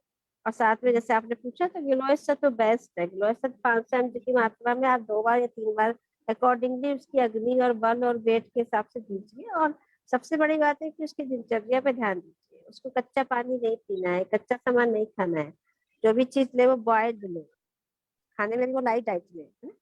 और उसके अलावा उसका टेम्परेचर जो है वो वेरिएशन तो नहीं है, उसको मेंटेन करना है। उसका चार्ट एक मेंटेन करिए, कितना लोअर मतलब इवनिंग राइज टेम्परेचर है तो कितना तक जाता है ना। जी और जी रस धातु वर्धक जिससे हम द्रव्य बताते हैं सारे मुनक्का है, और उसका फांट बनाते हैं हम लोग, इसका खजूर का लाजामंड है, और बकरा ग्रीन वेजिटेबल्स का सूप है, पटोल का सूप भी यहाँ काम करेगा। पटोल का जो परवल आता है, परवल की सब्जी का सूप बना के दे सकते हैं। तो वही है, थोड़ा सा पित्त शामक द्रव्य देने से फायदा। ठीक है, थैंक यू मैम। जी। और किसी का कोई क्वेश्चन हो तो कृपया मैम से पूछ लीजिए। कल वर्षा बहुत मैम, सारे लोग पूछ रहे वर्षा थे। मैम लिख रही है कि आवाज नहीं आ रही। वर्षा मैम, आप शायद नेटवर्क प्रॉब्लम होगी, या आवाज क्लियर है सब लोग को? थोड़ा सा आप नेटवर्क आवाज क्लियर है। प्रॉब्लम। हाँ, आवाज एकदम क्लियर है, इसलिए नेटवर्क प्रॉब्लम सॉल्व करिए। कोई किसी का हेलो। कोई question है? हाँ हाँ जी बोलिए सर। हेलो। जी सर, आ रही है हाँ आवाज? जी बोलिए। Ma'am, good evening ma'am. हाँ हाँ जी सर मैम, बताइए सर। मुझे जी सर। अंजना मैम से पूछना था क्वेश्चन। हाँ रमेश सर बोलिए, मैं बोल रही हूँ, बोलिए। हाँ जी मैम। मैम एक पेशेंट था मेरा जो हेमरेजिक सिस्ट की थी पेशेंट, तो जी उसके दोनों ओवरीज में सिस्ट थे। जी लेकिन उसके सारे सिस्ट तो चले गए हैं, सिर्फ एक सिस्ट अभी ऐसा रह गया है जो कि फिर मतलब 50 mm का है, 5 सेंटीमीटर के लगभग का रह गया है। तो ट्रीटमेंट भी हमने उसको 5 महीने के लगभग दे दी है। पेशेंट सिम्टोमेटिकली वगैरह ठीक है। तो उसको मतलब पहले जब से हमने ट्रीटमेंट स्टार्ट की थी वो 60 का था, और 5 महीने बाद वो 50 का है। बाकी जो उसके 2 सेंटीमीटर के थे, कोई 3 सेंटीमीटर का था, वो सारे खत्म हो गए हैं। तो अब मैं ये सोच रहा हूँ मैम, इसकी मेडिसिन ही की जाए या इसे सर्जिकली रिमूव करवा दिया जाए, ये पूछ रहा था मैम। मुझे लगता है कि वो ज्यादा हार्ड ना हो गया हो, कि मेडिसिन उस पर काम नहीं कर रही हो, जो हेमरेजिक सिस्ट है। हेलो। हाँ सर, आ रही है आपकी आवाज। मैम को लग रहा है नेटवर्क इशू है क्या? हाँ जी, हाँ जी जी मैम, हाँ, ये एक पूछना बार था फिर से मैम। एक बार फिर से बताइए सर, शॉर्ट में बताइए, जैसे कुछ नेट हाँ जी, प्रॉब्लम आ गई थी। हाँ हाँ जी मैम, एक पेशेंट है तो उसको हेमरेजिक सिस्ट थे दोनों ओवरीज में। जी। तो हाँ कितने जी बड़े? मैम, हाँ उसको थे मतलब 3-4 सेंटीमीटर का था एक, एक 2-2.5 सेंटीमीटर का था, और एक 6 सेंटीमीटर का था। इस तरह जी थे दोनों ओवरीज में। और जी। लेफ्ट ओवरी में 2 थे, राइट ओवरी में 1 था। हम्म और तो हमने उसकी ट्रीटमेंट करी। पेशेंट को पेन एब्डोमेन ये कंप्लेन थी, और हम्म। उसको हाँ जी मैम, तो उसके बाकी सारे जो सिस्ट थे वो तो बिल्कुल क्लियर हो गए हैं, जो मैंने इस महीने उसका वो अल्ट्रासाउंड करवाया है। हम्म। लेकिन लेकिन प्रॉब्लम ये है कि जो एक सिस्ट उसका रह गया है, वो सिस्ट क्या हुआ उसका, मतलब 6 सेंटीमीटर से 5 सेंटीमीटर पे आया है वो 5 महीने में। बाकी सारे सिस्ट एकदम से मतलब बिल्कुल ही ठीक हो गए हैं, वो नॉर्मल हो गई है ओवरी राइट वाली। तो सिर्फ लेफ्ट का रह गया है। अब मैं ये सोच रहा हूँ कि इसके लिए मेडिसिन चलाई जाए अभी, या इसको रिमूव करवाया जाए मैम ऑपरेशन के थ्रू। पेशेंट का वेट कितना है, हाइट कितनी है? हाइट उसकी मैम 5 फुट से अब वही है हाइट तो उसकी। और वेट भी उनका ठीक ही है, मतलब 50 से 60 के बीच है, जो मैंने देखा है उसमें। वेट भी ज्यादा नहीं है मैम, उसका ज्यादा वेट वाली नहीं है वो। और प्रॉब्लम क्या है उसको? पीरियड वगैरह की क्या प्रॉब्लम है? मेंस्ट्रुएशन हिस्ट्री क्या है पीरियड उसकी? जो शुरू में उसको जो मेन कंप्लेन थी पेशेंट की, ये थी कि वो पेन एब्डोमेन, उसको 24 आवर पेन एब्डोमेन रहता था। जी तो हाँ जी, हाँ जी। तो जी। एंजियो ये उसका था ना मैम, जो एंड्रोमेट्रियोमा, ये उन्होंने डायग्नोज बनाया हुआ था। अभी भी यही डायग्नोज है, वो सिर्फ उस एक हेमरेजिक सिस्ट का जो वो है उसकी वजह से इन्होंने ऐसा लिखा हुआ है। हाँ एंडोमेट्रियोसिस था उसको, जो मेन डायग्नोज था एंडोमेट्रियोसिस एंडोमेट्रियोमा। था। हाँ हाँ हाँ। जी, हाँ जी, तो वो था। तो अब पेशेंट सिम्टोमेटिकली ठीक है, उसका पेन वगैरह तो सेटल हो गया था सब कुछ। तो अब उसका ये उसके पास बच्चे कितने हैं? बच्चे तो मैम उनके पास एक बच्चा है, तो वो कह रहे हैं कि कितना वैसे बड़ा? तो हमें बच्चा और चाहिए भी नहीं। कितना बड़ा है? बच्चा है उसका 6-7 साल का है मैम। हाँ सर, तो सबसे बड़ी बात यही है ना कि सबसे पहले जैसे अब मानिए इस तरह से एक तरह से हम देखते हैं, तो जहां तक हमें लग रहा है वहां पे कहीं ना कहीं जो है वो दृष्टि तो है ना? रक्त धातु की भी दृष्टि है, क्योंकि जिस हिसाब से बता रहे हैं कि वो हेमरेजिक सिस्ट दिखा रहा है। लेकिन हाँ जी, हाँ जी, हाँ जी। सबसे पहले तो आपको इस बात की बताया कि वो इंक्रीज नहीं कर रहा है ना, उसका साइज डिक्रीज कर रहा है। हाँ जी, साइज हाँ उसका मतलब डिक्रीज नहीं हो रहा हाँ कंपैरेटिवली, इतनी तेजी से डिक्रीज नहीं हुआ जितना जो सारे चले गए। हाँ। तो जी मैम। आपने उसमें मतलब और बस केवल मेडिसिन जो थी वो शमन चिकित्सा ही दी थी, कि किसी तरह समझती का किस नाप टाइप की? और नहीं, कुछ नाभि नहीं? पूरन मैंने करवाया था एरेंट तेल से। अच्छा अच्छा। जी मैम, वो और रेगुलर करती रही है पेशेंट। हाँ, एक्चुअली थोड़ा बस्ती चिकित्सा का यहाँ पे अच्छा महत्व आएगा। थोड़ा थोड़ा सा यहाँ पे हल्का सा नस्य, जैसे पंचतीर्थ घृत का नस्य आप दे सकते हैं। पंचतीर्थ घृत के नस्य साथ मैम, में वो नस्य नस्य ले नहीं पाती। मैंने तो उनको नस्य भी दिया था शीरबला का शुरू शुरू में, जो सर वाला है, हाँ पर मतलब वो हाँ, ले नहीं पाई क्षीर पेशेंट। वाला या पंचतीर्थ, क्षीर वाला या पंचतीर्थ हाँ जी। अगर नहीं ले पा रही है तो अगर पॉसिबल है, आपके पास कोई लेडी अटेंडेंट है तो उसका योनि पूर्ण करवा दीजिए। 10 ml 20 ml पॉसिबल हो तो क्षीर वाला तेल से उसका थोड़ा योनि पूर्ण करा सकते हैं आप। और ओके ओके। उसके अलावा जो है थोड़ा, और उसके अलावा जो है जैसे शतावरी तेल है ना, या फिर हाँ थोड़ा जी सा मंजिष्ठा तेल है, ठीक है। यहाँ हाँ पे जी हाँ बासा जी। और दूर्वा, इससे संस्कारित तेल भी बहुत अच्छा काम करेगा, ठीक है सर। तो ठीक है मैम। इस तरह का जो शीर वगैरह भी इसमें मिला सकते हैं, थोड़ा चंदन मिला सकते हैं। इस तरह का एक तेल को संस्कारित करके मिलाइए, और उसमें हल्का सा ओके। शिगुरु शिगुरु जरूर होना चाहिए। शिगुरु को भी संस्कारित करिए और उसकी मात्रा वस्तु चलाइए, जी मैम।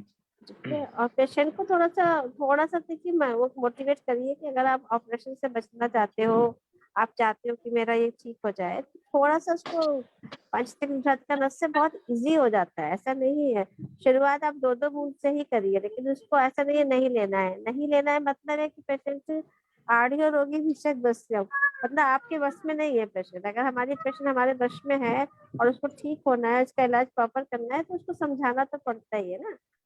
और नहीं नहीं, बाकी मैं हाँ उसको मोटिवेट करने की कोशिश करूंगा। पंचतीर्थ घृत हाँ का हाँ, नस्य उनको बाकी देने बाकी की यहाँ मैं पे बताऊंगा। पंचवल्कल वगैरह का बहुत अच्छा रोल आएगा आपको, जो आप ओरली देते हैं उसके साथ में। ओरली में आपने क्या क्या दवा दिया था?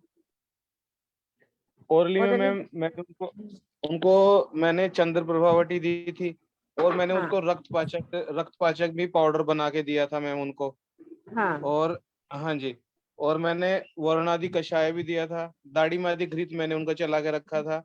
हिंगवाष्टक चूर्ण चलाया था, काशनार गुगलू, कैशोर गुगलू, और धात्री लो भी मैंने उनको दे रखी थी। थोड़ा बरू दशमूलरी। बरू बरू शिगरू पात चाहिए आपको, या फिर शिगरू गूगल बटी, इस तरह से थोड़ा सा आपको देना पड़ेगा।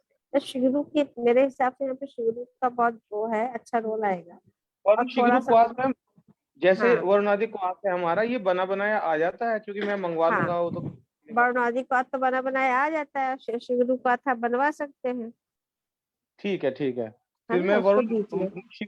वरुण शिगरू का क्वाथ मैं देख लूंगा, पाउडर बना के उन्हें दे दूंगा, उसका क्वाथ बना के पी लेंगे वो। हाँ थोड़ा हाँ, मतलब ठीक एस्टिक घृत का भी रोल मिलेगा यहाँ पे आपको। ठीक है मैम, मतलब आपका कहने का मतलब ये है कि हाँ साइज थोड़ा कम हो सकता है आगे भी, अगर हम हाँ इसको बिल्कुल बिल्कुल, नित्यानंद रस है, थोड़ा गोक्षुर है। हाँ। हाँ, इस ओके तरह ओके। की चीजें इसमें ऐड करेंगे, लेकिन सारी चीजें एक साथ नहीं देना है ना, थोड़ा ठीक है थोड़ा ठीक है। उसके अकॉर्डिंगली देना हाँ, जी। गोक्षुर आदि गुगलू हम इसमें ऐड कर सकते हैं, हाँ है नहीं हाँ, मैम? थोड़ा सा देंगे। ठीक है। ठीक है मैम, ठीक है। वैसे मैम जो वो तो आप नहीं कह रहे हैं सर्जरी के लिए, मैं ही कह रहा था कि इसको या तो हम सर्जरी से रिमूव करा दें, क्योंकि मुझे लग नहीं रहा इसका साइज पता नहीं क्यों नहीं कम हो रहा ऐसा है। नहीं है सर, ऐसा नहीं है। जब आप देख रहे हैं, थोड़ा सा उसकी दिनचर्या पे ध्यान दीजिए।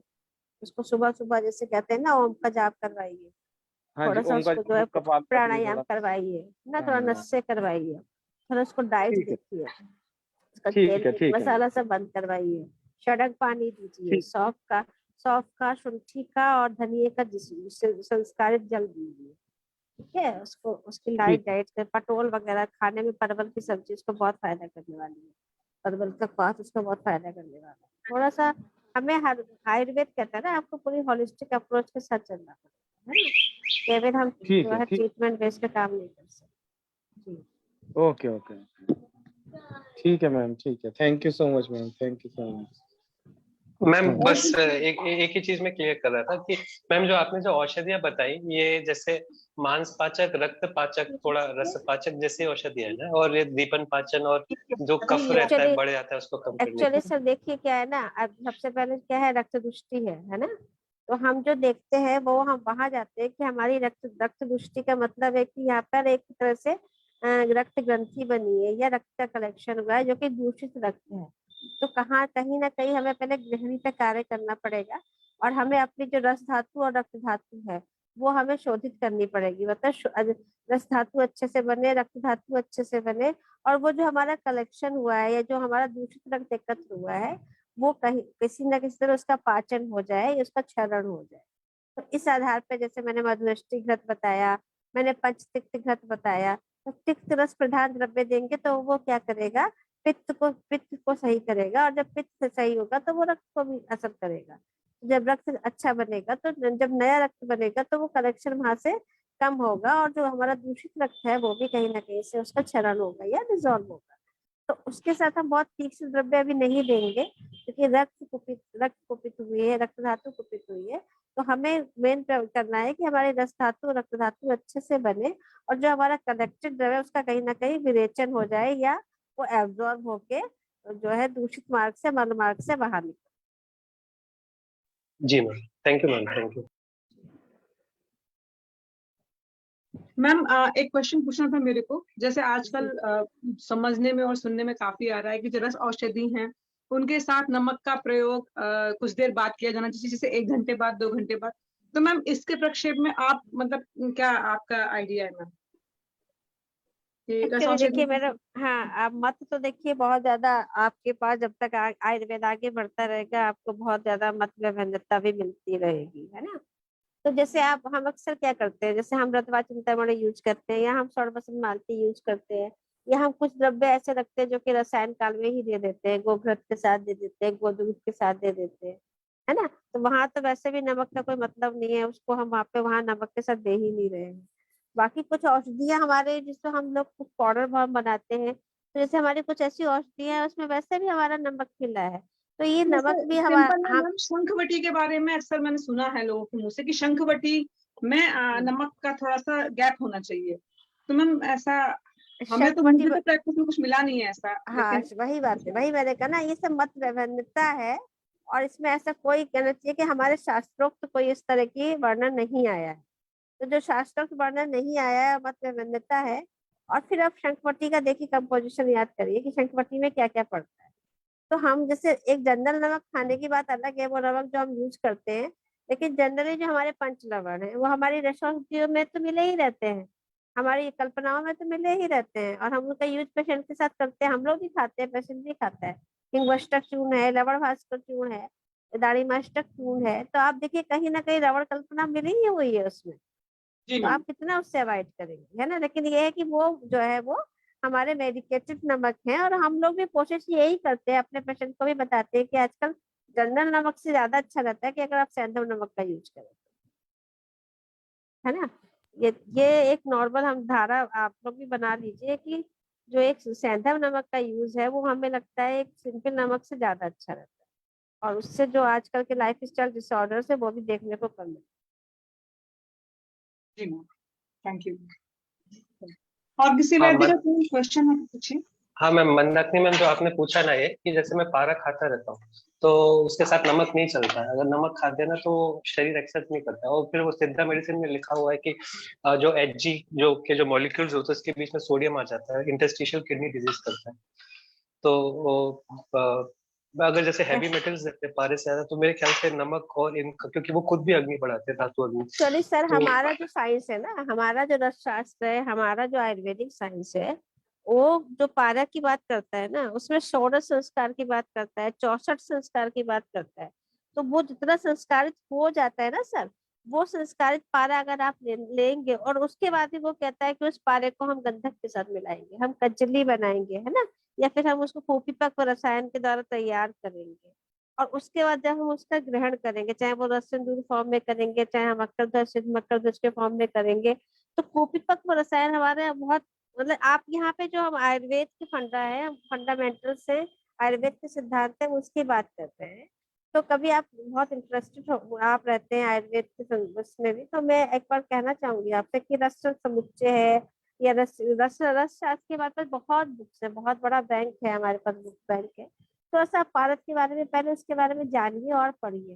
भारत को शिव जी का रूप माना गया है हमारे यहाँ, और गंधक को पार्वती जी का रूप माना गया है, और फिर वो जो उससे दोनों से मिलकर जो औषधि बनती है, अब आप समझ सकते हैं जब शिव पार्वती का रूप से जो औषधि बनेगी, वो एकदम उसको माना ही जाता है कि वो एक तरह से भगवान के प्रसाद के रूप में बनती है। लेकिन उसमें जो शोधन और मारण की जो प्रक्रियाएं बताई, थोड़ा सा उसमें डिटेल में आप जाइए, क्योंकि आप थोड़ा सा और पढ़ेंगे आयुर्वेद के बारे में और जानेंगे, तो मुझे लगता है कि आपको बहुत अच्छे से उसका जो है कहना चाहिए, आपके लिए भी यूजफुल रहेगा, क्योंकि आपको बहुत इंटरेस्ट है। आप एमबीबीएस एमडी डॉक्टर हैं और आपको इतना आयुर्वेद में इंटरेस्ट देखते हैं, तो मुझे बहुत खुशी होती है। तो वो एक, क्योंकि रसशास्त्र हमारी बैकबोन है, फार्मेकोलॉजी की रसशास्त्र एक तरह से बैकबोन है। और रसशास्त्र में स्पेशली जो रस है वो पारद को ही कहा गया है। और पारद के बारे में जो जितना डिटेल आप पढ़ेंगे, मुझे लगता है उतना भी कम है। बहुत डिटेल हमारे यहाँ पारद के बारे में बताया है।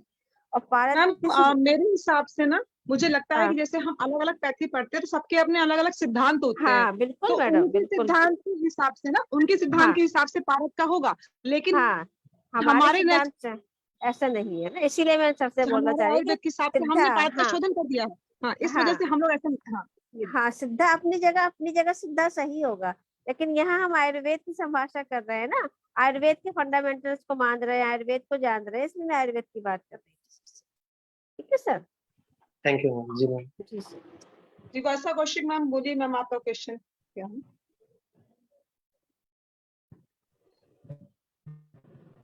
वर्षा कौशिक मैम प्रणाम आप, मैम, मुझे ये पूछना था मेरी। हाँ हाँ मैम, आवाज आ रही है? जी हेलो। जी मैम आ रही है हाँ, आवाज, बोलिए। एक तो बोलिए मुझे मैम, बोलिए आदित्य, बोलिए। जी जी, आदित्य सर को मैंने जब भी बताया कि वो चोप चीनी बोलते हैं, अम्लवेतस को रेवन चीनी बोलते, सर चोप चीनी अलग है। Okay ma'am. जी मैम। और थैंक मैम से मुझे ये पूछना था कि एक पेशेंट थी मैम, डिस्मेनोरिया की है, 19 इयर्स की। उसको मैंने मतलब वातानुकूलन पाचन मतलब अपना यही सब दिया था, हिंगवास्टक और कुमारी आसव वगैरह, तो पूरा पेन वेन सब रिलीफ हो गया। और 2 बार मैं उसको 10 मतलब 1 हफ्ते पहले बुला के मात्रा बस्ती दी, तो बिल्कुल भी पेन नहीं हुआ। लेकिन अभी पिछली लास्ट टाइम में जब दिया 15 दिन पहले, तो उसका पीरियड थोड़ा सा डिले हो गया, 1 हफ्ते बाद आया, तो उसको फिर से बहुत ज्यादा सीवियर पेन हुआ। ऐसा क्यों हुआ होगा मैम? चलिए मैम, सोनोग्राफी कराई है, अभी तो नॉर्मल है। एक्चुअली मैम 9वें दिन जैसे, में उसकी हाँ एंडोमेट्रियम आप बोलिए बोलिए, आप पहले बोल लीजिए जी। 6.1 है, 6.1 है मैम। कौन से दिन? 9th day? हाँ जी जी।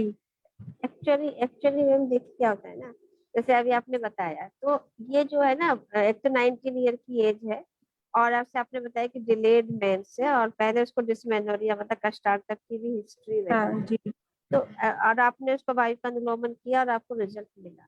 तो ऐसे में क्या है ना, उसकी ऐसे पेशेंट में थोड़ा सा हमें ये मतलब कहना चाहिए कि उसको समझाना पड़ेगा कि जैसे आप अपने दिनचर्या को थोड़ा चेंज करेंगे, मतलब उनको लगातार ही जो है वायु का अनुलोमन करना है।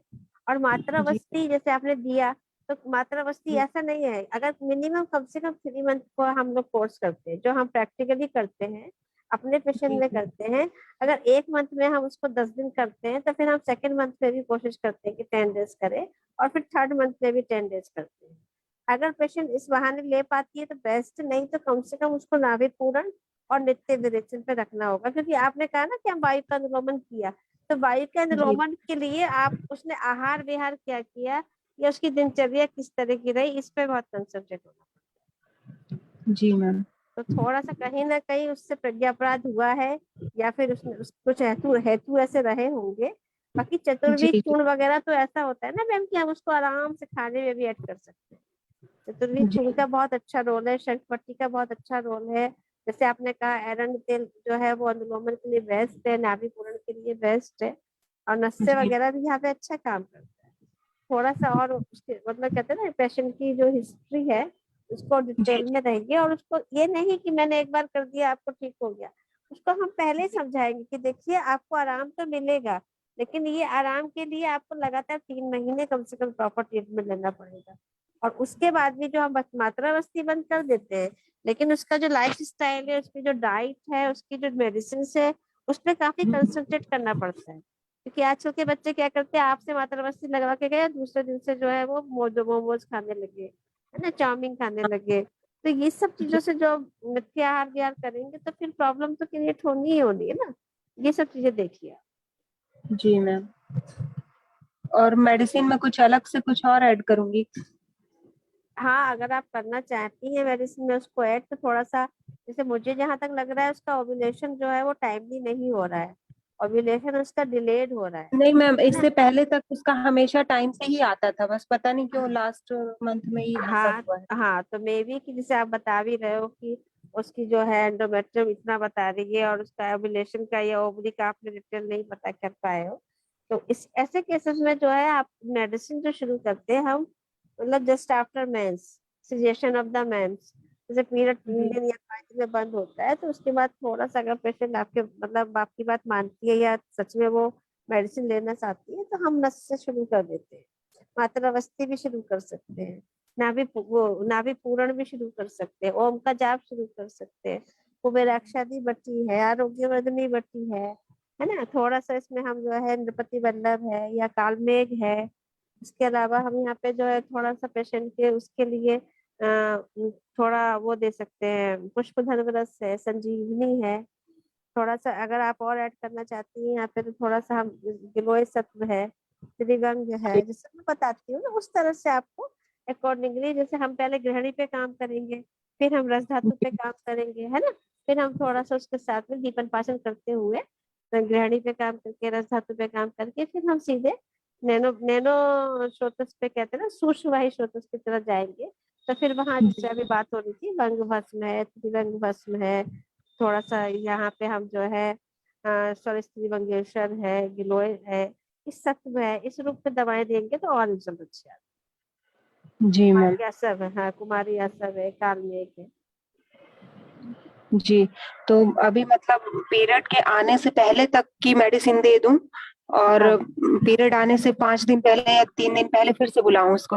मात्रावस्थी पीरियड जब उसको आ जाए तो आप बुला लो, 2-3 दिन में उसको बुला के, उसी बीच में बुला के पहले एक बार उसको पूरा प्रोटोकॉल समझा दिया जाता है कि हम आपका 1 मंथ इस तरह से ट्रीटमेंट करेंगे, आपको इस तरह का ट्रीटमेंट लेना पड़ेगा, और उसके बाद नेक्स्ट पीरियड आपको नॉर्मल आएगा, है ना। तो एक प्रोटोकॉल बना ली, क्योंकि पेशेंट को खांसी बुखार जुकाम नहीं होता ना कि आप 3 दिन की दवा दे दो फिर आओ 1 हफ्ते बाद खाओ, लेकिन इसमें हमें क्या होता है, पीरियड को नहीं मैम, अभी तो उसका जैसे हाँ 9th डे था, मैंने उसको कल आने के लिए बोला है, तो कल हाँ 11th डे रहेगा। हाँ, तो अब अभी उसका मात्रावस्थी पे आने में रख टाइम है समझ। अच्छा मात्रावस्थी पे रख दो। मैम, वो तो नहीं आएगी रोज मात्रावस्थी लेने, मैं उसको अभी तक मैं सिर्फ एक ही बार दिया है, मतलब एक एक दिन ही दी है डोज। हाँ, यही मेन कॉज रहा ना मैडम, एक बार से कुछ नहीं होता। आप बुक्स में भी देखिए तो मस्ती का कम से कम उन्होंने एक योग वस्ती, काल वस्ती इसीलिए बताया है ना, एक वस्ती का महत्व तो कम ही बताया है, उनको समझा सकती है ना।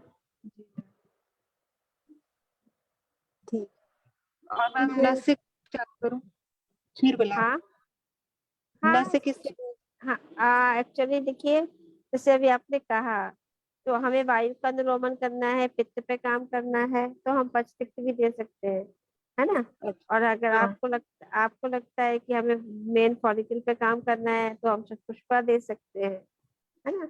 अगर आपको लगता है कि कहीं पर जो है वो मतलब ग्रहण नहीं हो रहा है, या हमको थोड़ा इंक्रीज करना है, फॉलिकल का साइज बढ़ाना है, तो आप क्षीर वाला भी दे सकते हैं।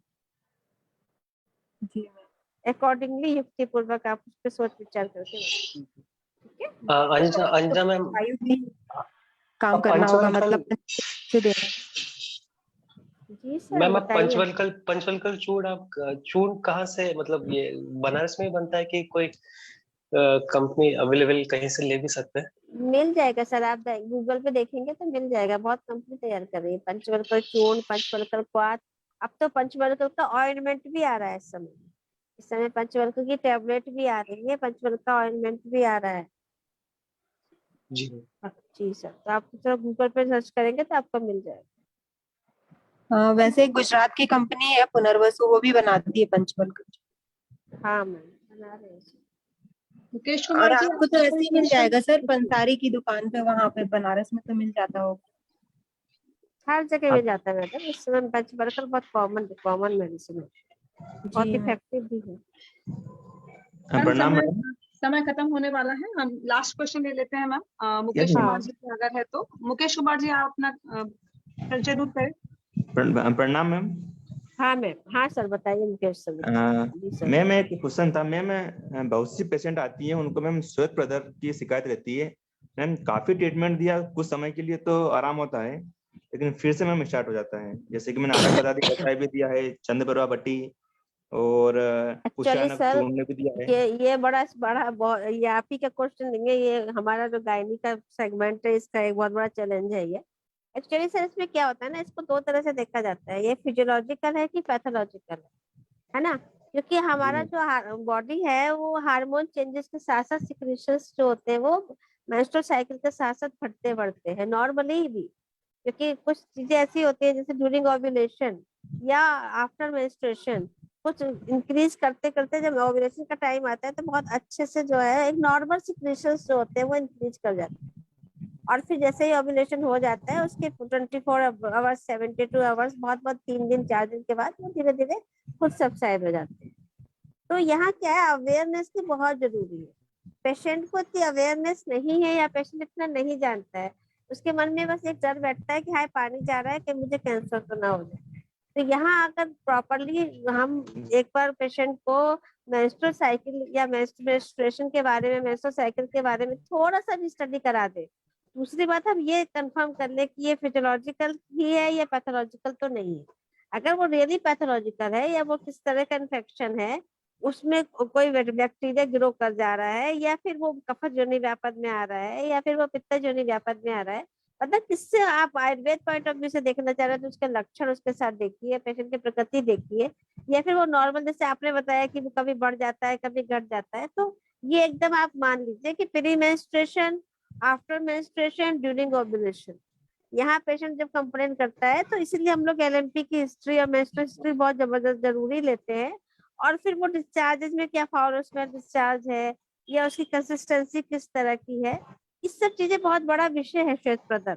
और श्वेत प्रदर जहाँ तक हम लोग को लगता है कि वो जो आज के सिनेरियो है उसमें सबसे ज्यादा प्रॉब्लम होती है पांडु रोग की। पेशेंट इतना एनीमिक होके आता है, पेशेंट की रस धातु ही प्रॉपर नहीं बन पाती है, रक्त धातु प्रॉपर नहीं बन पाती है। इस सब चीजों पे भी, उसकी डाइट पे, उसके न्यूट्रिशन पे, उसके लाइफ स्टाइल पे, और उसके जो आजकल मोबाइल का बहुत बड़ा जमाना है, मोबाइल पे वो क्या चीज को फोकस कर रहा है, किस तरह की उसकी मनोदशा है, क्या मानसिक स्थिति है, तो ये पैरामीटर्स पे आप थोड़ा सा ध्यान दीजिए। बाकी श्वेत प्रदर अपने आप में बहुत बड़ा एक कहना चाहिए चैप्टर हो सकता है और इस पे आपको कंसंट्रेट करना है। तो पहले आप फिजियोलॉजिकल और पैथोलॉजिकल के बीच में एक लाइन है उसको पहले क्लियर करिए, उसके बाद ही ट्रीटमेंट उसमें करेंगे तो बहुत अच्छा रहेगा। जी ma'am, thank you ma'am. Thank you ma'am.